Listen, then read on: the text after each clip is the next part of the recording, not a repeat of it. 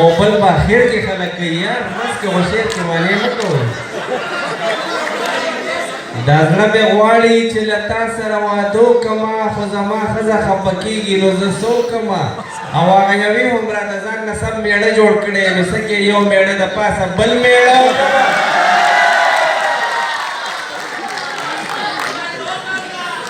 تا سره به ور کې جوړ تازه کې پاتې شوی دی او زړه مې ستا د کور په دروازه کې پاتې شوی دی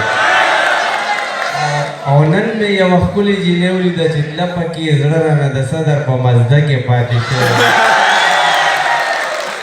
او څنګه به د پلار زما رښتې نه اوس انکار وکړي ما سره یو ځای پسې روزه کې پاتې شوی